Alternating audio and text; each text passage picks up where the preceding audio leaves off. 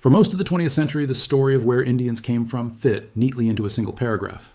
Ancient Aryan tribes swept down from the north, so the story went, bringing Sanskrit, the Vedas, and a new civilization to a subcontinent that had been waiting for them.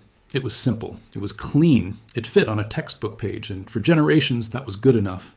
It was also, science has now confirmed, almost nothing like what actually happened. For over a century, this single migration story dominated not just Western scholarship, but Indian textbooks themselves, shaping how generations of students understood their own ancestry.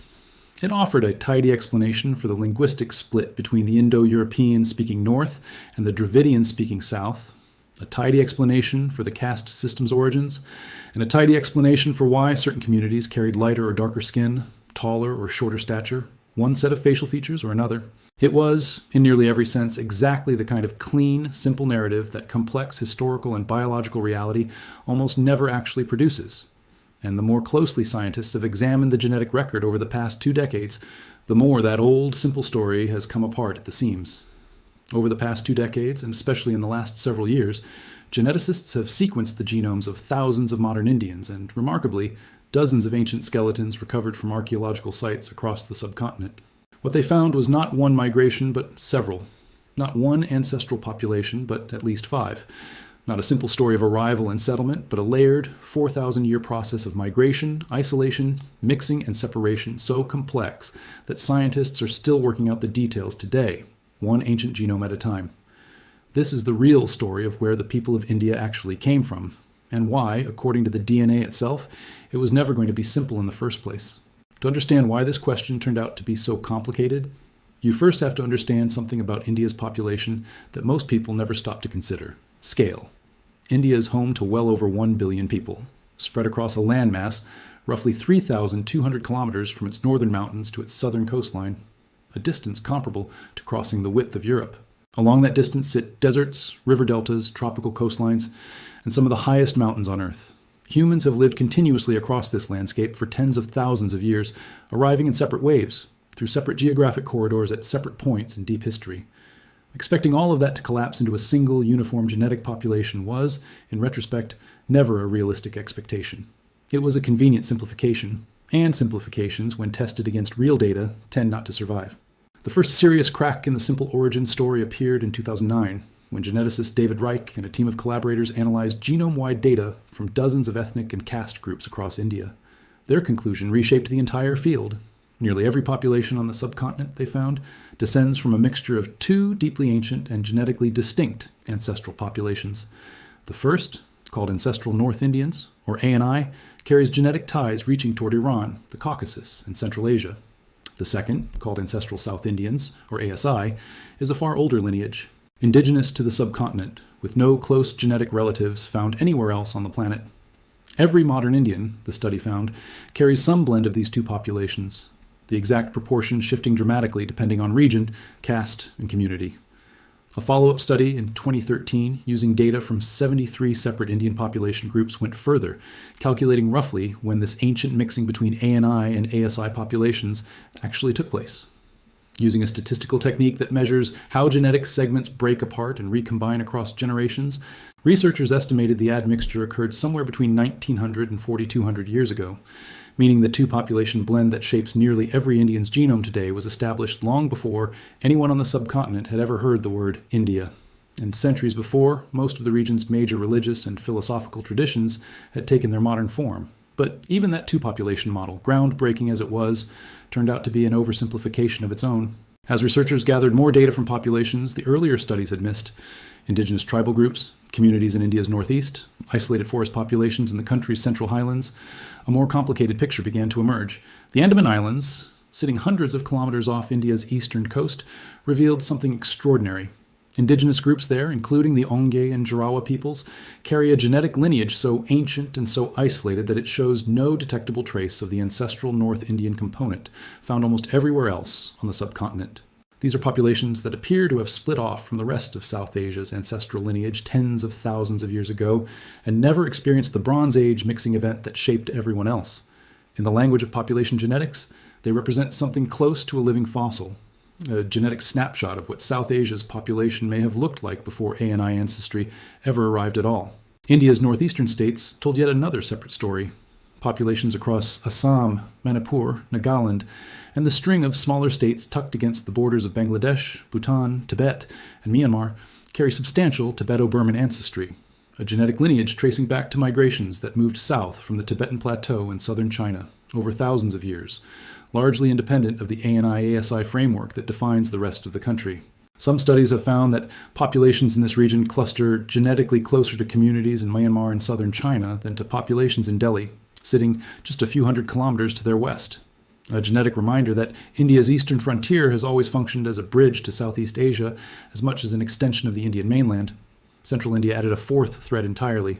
Tribal populations in states like Madhya Pradesh and Chhattisgarh, groups including the Bharia, the Bhil, and the Sahariya, carry distinctive Y chromosome and maternal DNA markers linked to ancient Austroasiatic-speaking populations, a genetic history connecting these communities to migration patterns that some researchers trace back toward Southeast Asia, separate from both the Indo-Aryan and Dravidian threads that dominate most discussions of Indian ancestry. By the time researchers had accounted for all of this, ancestral North Indian, ancestral South Indian, the deeply isolated Andamanese lineage, Tibeto-Burman ancestry in the northeast, and Austroasiatic ancestry in central India, the tidy two-population model of 2009 had expanded into a 5-component picture, and even that expanded model, researchers now acknowledge, likely understates the true complexity once every regional and tribal population has been properly sampled. The real turning point in untangling this complexity came not from studying living people at all, but from digging into the ground. In 2019, archaeologists excavating a burial site at Rakhigarhi in the Indian state of Haryana recovered skeletal remains from the Indus Valley civilization dating back roughly 5,000 years, remains well enough preserved, despite the region's hot and humid climate, to extract usable ancient DNA, a genuine rarity for South Asian archaeology. When researchers finally sequenced the genome, the results were published alongside an even larger companion study, the sequencing of 524 ancient individuals from across Central and South Asia, spanning from the Mesolithic era through the Iron Age, representing the largest ancient DNA study of the region ever conducted, and increasing the total number of published ancient human genomes worldwide by roughly 25% in a single release. What that combined research revealed rewrote several long-standing assumptions at once. The Rakhigarhi individual, representing the Indus Valley civilization directly, carried ancestry linked to early Iranian-related agricultural populations, blended with the deep, ancient South Asian hunter-gatherer lineage, but crucially lacked the steppe-related genetic component that would only arrive in the region later, during the Bronze Age migrations that followed the Indus Valley's decline. This single genome helped settle a long-running academic debate. For decades, one competing theory, sometimes called the Anatolian hypothesis, had suggested that farming and Indo-European languages spread into South Asia together, carried by the same population of early Anatolian farmers who had spread agriculture across Europe. The ancient DNA evidence ruled this out directly. People living in South Asia, the researchers found, share strikingly little common ancestry with ancient Anatolian farming populations. As David Reich, a co-senior author on the research, put it at the time, the absence of any substantial population movement from Anatolia into South Asia amounted to a definitive answer against that theory. The genetic evidence for large-scale Anatolian migration simply was not there. Instead, the genetic and archaeological evidence pointed toward a different, more specific mechanism. A subgroup of ancient steppe pastoralist populations, moving out of the grasslands north of the Caucasus and Central Asia, were linked directly to the later spread of Indo-European languages into South Asia. The same broad migratory event, responsible for spreading related language families across much of Europe and Central Asia around the same period. This steppe-related genetic signature is the same component that shows up today, concentrated most heavily in northern Indian populations, particularly among certain Brahmin and traditionally upper caste communities, and drops off, gradually moving south and east across the subcontinent, exactly as the ANI-ASI cline first identified back in 2009 would predict. There's a second dimension to this ancient migration story that adds an entirely different kind of nuance, one that only becomes visible when researchers separate paternal DNA passed down through the Y chromosome from father to son, from maternal DNA passed down through mitochondrial genetics from mother to daughter. Across large portions of northern and northwestern India, particularly among communities carrying elevated steppe-related ancestry, the Y chromosome record points overwhelmingly toward relatively recent Central Asian and Iranian-related migration. Paternal lineages, like haplogroup R1a, reaching frequencies far higher than would be expected from ancient gradual population movement alone. But when researchers examine the maternal line in these same communities, the picture shifts dramatically. Mitochondrial DNA remains overwhelmingly rooted in ancient South Asian lineages, some tracing back 40 to 60,000 years to some of the very earliest human populations to settle the subcontinent after the migration out of Africa. West Eurasian maternal lineages, the kind expected from a large, balanced migration of both men and women, show up only in small percentages across most Indian populations, even those with substantial steppe-related paternal ancestry. This pattern, a strong paternal signal from incoming migrants paired with a maternal record that remains overwhelmingly indigenous, is what population geneticists call sex-biased admixture, and it points toward a specific, repeated historical process. Incoming groups of men, whether Bronze Age steppe pastoralists, Iranian-related agriculturalists, or later Central Asian migrants, settling among and having children with local South Asian women whose own ancestry had already been established on the subcontinent for tens of thousands of years. This same pattern repeats across regions and time periods throughout Indian history, and it helps explain something that might otherwise seem contradictory: how a population can carry substantial, well-documented evidence of external migration on one genetic record while carrying overwhelming evidence of deep, ancient, continuous indigenous ancestry on another. Both are true simultaneously, recorded in different parts of the same genome, inherited along entirely separate biological pathways. This is where the story of Indian ancestry becomes genuinely fascinating rather than simply complicated. The genetic and linguistic evidence, once combined with actual ancient DNA rather than inference alone, line up with remarkable precision.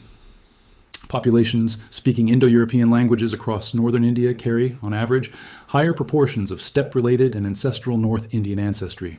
Populations speaking Dravidian languages across the south carry higher proportions of ancestral South Indian ancestry, tracing back to some of the very earliest waves of modern humans to reach South Asia, tens of thousands of years before agriculture, before the Indus Valley civilization, and long before anything resembling the modern concept of India existed anywhere on Earth.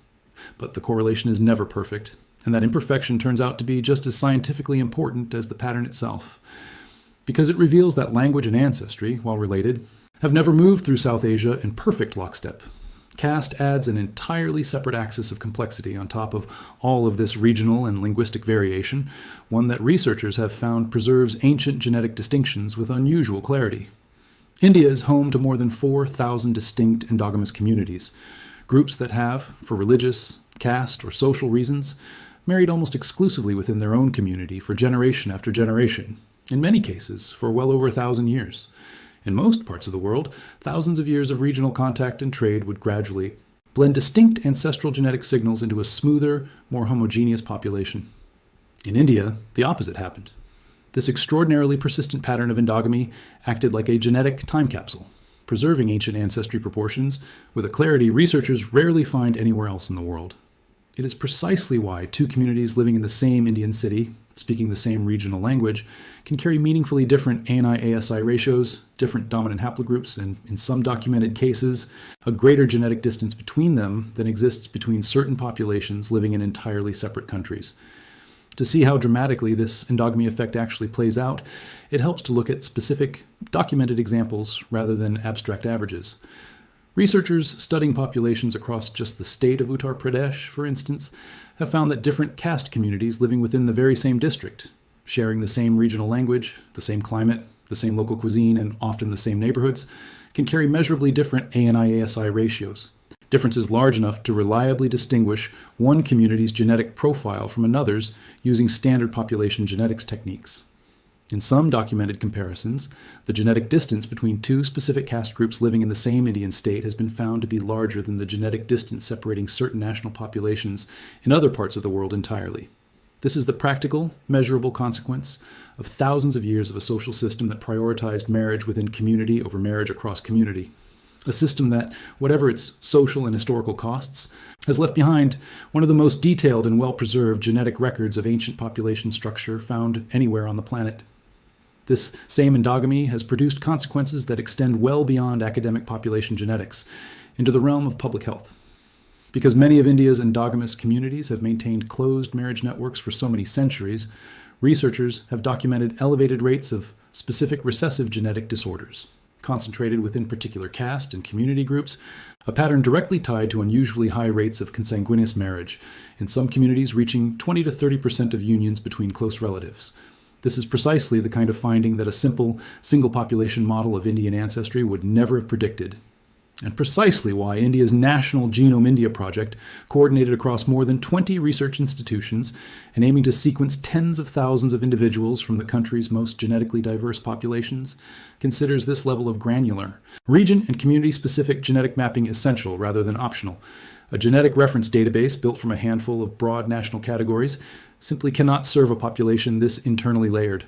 Perhaps the most vivid illustration of just how much genetic history remains to be uncovered on the subcontinent arrived only recently in the summer of 2026, when researchers announced the discovery of a previously unknown ancient population in Ladakh, the high-altitude region tucked into India's northernmost reaches, bordering Tibet and connected historically to Central Asia through ancient trade routes.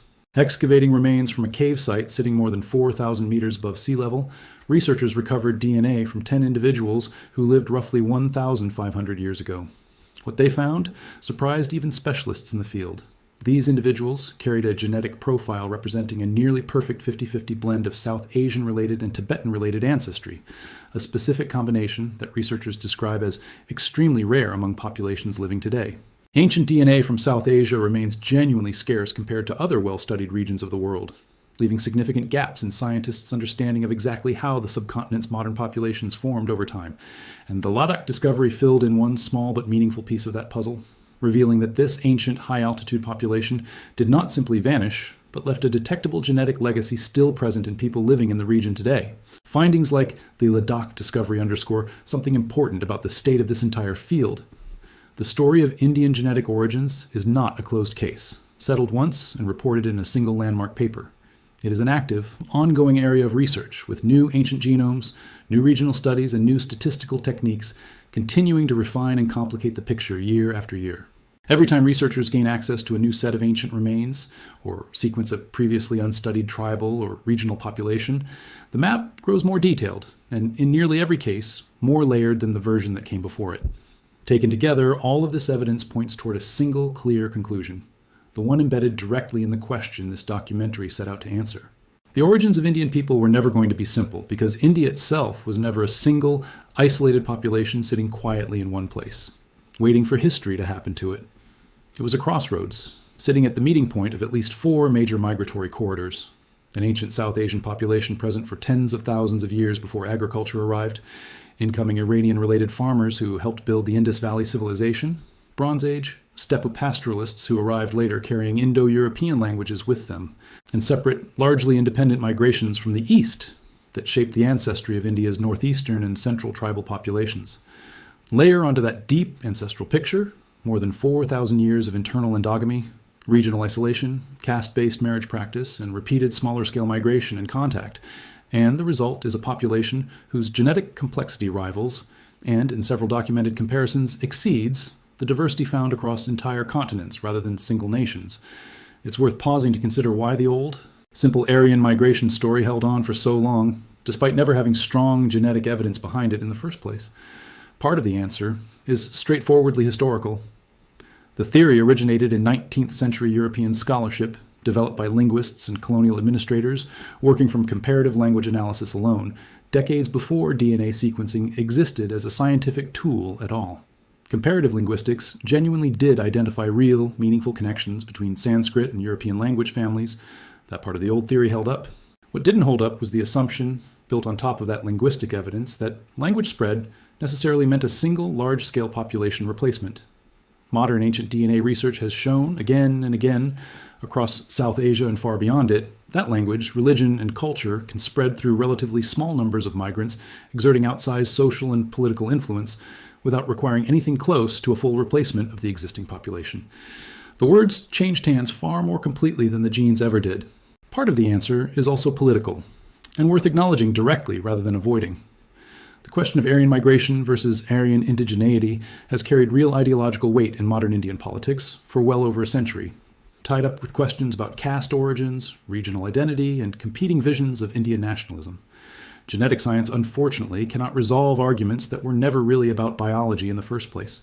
What it can do, and what the accumulating evidence over the past 2 decades has done with increasing precision, is describe, as accurately as the available data allows, what actually happened to the population of this subcontinent over the past several thousand years, independent of whichever political narrative that evidence happens to support or complicate. Sometimes the data lines up neatly with old assumptions. Just as often it doesn't, and the honest response to that mismatch is to update the story, not the data. None of this diminishes the reality of a shared modern Indian identity, built carefully over centuries, through common language administration, shared governance, and a genuinely unifying independence movement in the 20th century that brought together an extraordinary range of regional, linguistic, and religious communities under a single democratic project. Genetic ancestry does not compete with that achievement or invalidate it. What the science does show is that the achievement was more remarkable than most people realize, because the population it unified was never genetically uniform to begin with. It was, and remains, a genuine federation of ancient lineages, farmers from the Indus Valley, herders from the Central Asian steppe, hunter-gatherers whose ancestry stretches back tens of thousands of years, migrants from Tibet and Southeast Asia, and isolated island populations, carrying some of the oldest continuously present human DNA found anywhere on Earth. All now sharing a single passport, a single flag, and a single national story that the genome itself never fully anticipated, but that human history, patiently and imperfectly, built anyway. Consider for a moment what it would actually take to condense all of this into a single, honest paragraph, the kind of paragraph a textbook might reasonably print. It would need to mention hunter-gatherer populations present on the subcontinent for tens of thousands of years before agriculture existed anywhere in the world. It would need to mention early farmers arriving from the Iranian plateau, building the foundations of what became the Indus Valley civilization. It would need to mention Bronze Age pastoralists arriving centuries later from the Central Asian steppe, carrying an entirely different language family with them. It would need to mention separate, largely independent migrations from Tibet and Southeast Asia, shaping the ancestry of India's northeast. It would need to mention isolated island populations, whose ancestry split off from the rest of South Asia so long ago that they carry almost no trace of anything that happened afterward. And it would need to mention over 4,000 years of internal endogamy, caste-based marriage, and regional isolation, layering all of that ancient migration into thousands of genetically distinct communities still visible in the data today. No single paragraph does that story justice. No single migration ever could have produced it. That is why ancient DNA reveals what it does about Indian origins. Not a single migration, but many. Not one ancestral population, but at least 5, likely more once every regional and tribal community has been properly studied. Not a story that fits cleanly into one paragraph of a textbook, but one that keeps expanding, one ancient genome at a time, into something far richer, far older, and far more genuinely complicated than the simple story anyone was ever taught. The scientists who keep digging into this question are not chasing a single final answer. They are slowly reconstructing something closer to the truth. That the people of India were never one people arriving from one place, but many peoples arriving across tens of thousands of years from every direction the map allows, and that the real story of where they came from was always going to require more than a single sentence to tell.